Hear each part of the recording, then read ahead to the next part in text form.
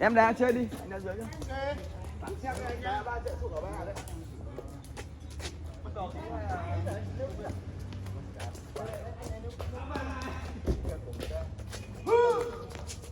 đi đưa đây. Đi đưa đây.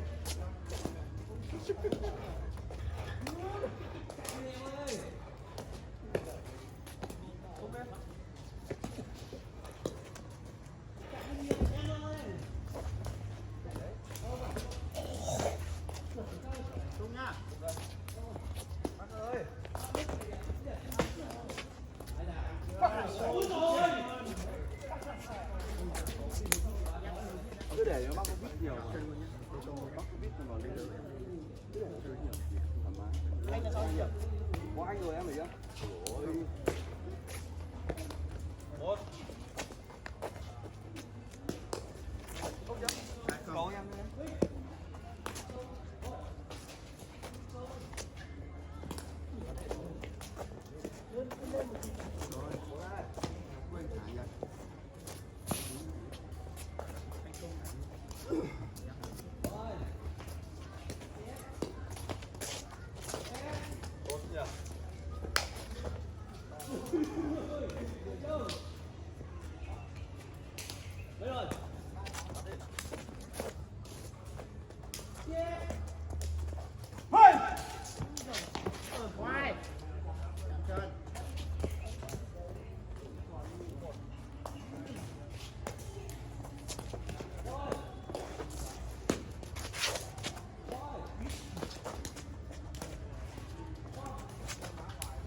Đừng lên sớm quá, tầm này thôi thì bắt được cầu lên là nó lừa.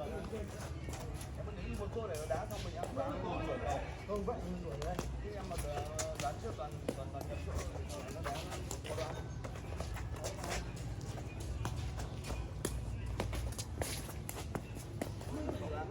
Thì ra mà em vô rồi.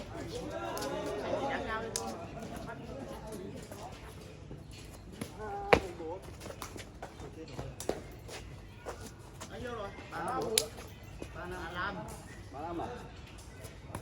Cái gì vậy? Cái gì vậy? Thôi, chạy mẹ về chỗ hết rồi đâu. Về chỗ ở đâu đâu? Đấy.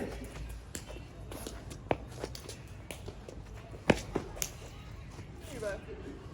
Đi qua. Tấu ba. Anh cứ ngồi đây mà em đá chân như đá thử xong hết. Đưa vào một ngã ba thì nó phát. Cái chủ bố võ thì chạm lưới rồi đấy, không phải hát đấy. Đâu. Bắt chạm lưới rồi. Thôi chưa chắc. Chưa qua. Chưa chạm rồi nhá. Chưa qua. Thế là 6 mấy rồi? 46. Thế nhỉ?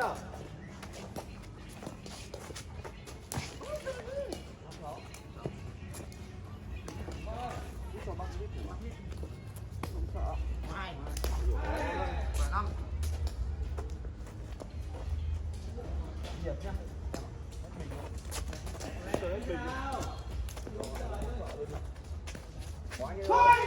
Này, quay nhỉ? Quay đi đâu chứ?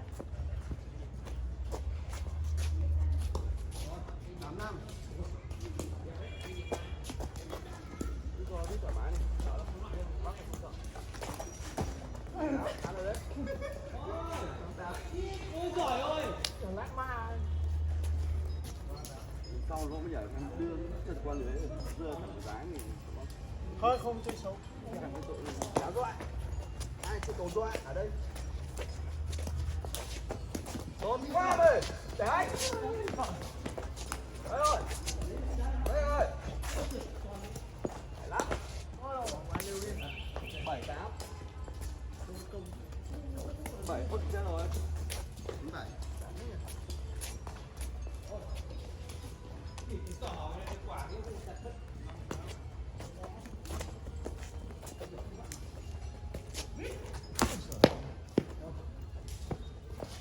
Không phải.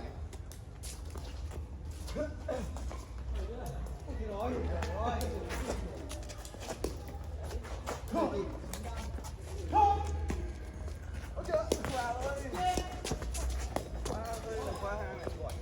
Qua mặt em rồi.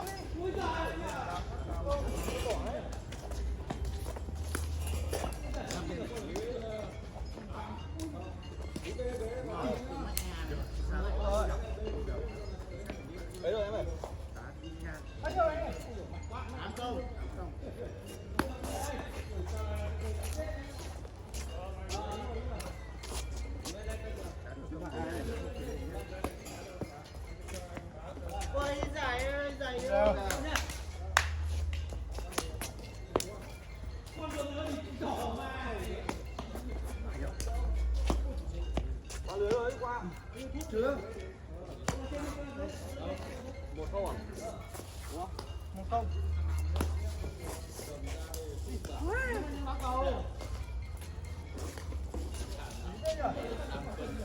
Chỉ một sáng đấy, cái đồng chí được một sáng. Rồi. Đi tôi đi.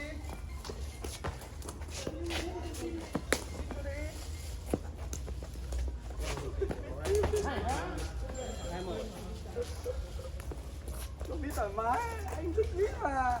Cầu biết của bác. Biết đi.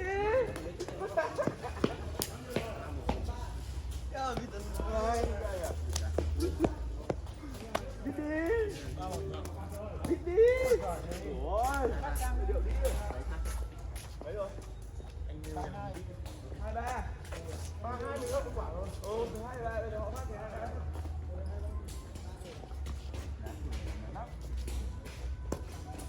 Ôi. Không còn phải gì nữa là ngoài. 4-2. Bắn hết à? Bắt thoải mái. Tiến à?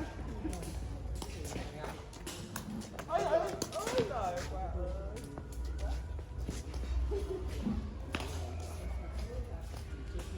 Đấy rồi. 4-2, 3-4. Ba đều. À đúng rồi, ba đều. Ba đều.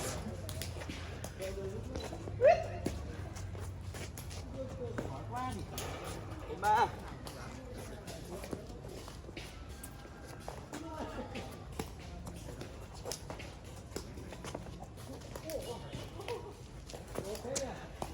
Ôi trời ơi.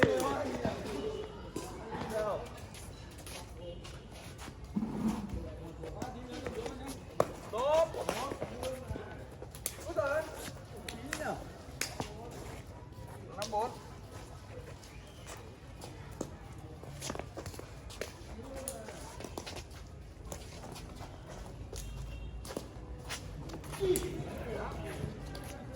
Năm nào? Còn may anh chân tay cắt sao đi anh? Nó kết quả rồi.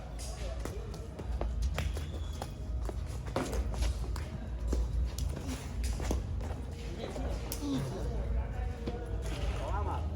Hay là 6 đều nhỉ? 6 đều. 6 đều đúng không? Bắt anh.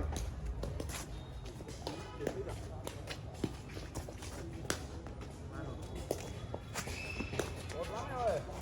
Ôi trời ơi. Sáu.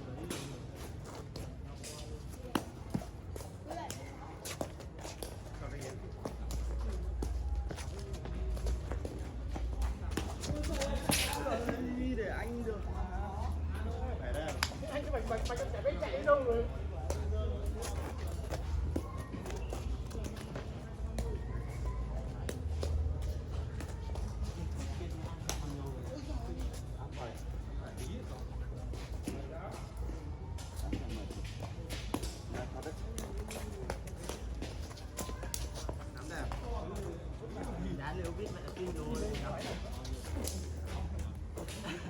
Đã hết ông lộ ăn biết tí ông kia biết tí chưa?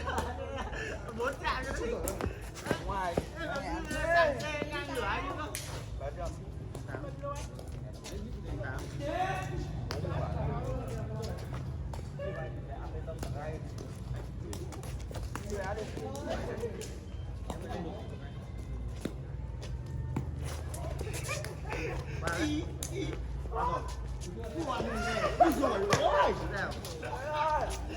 Từ đây đội cháu chơi lêu biết gì.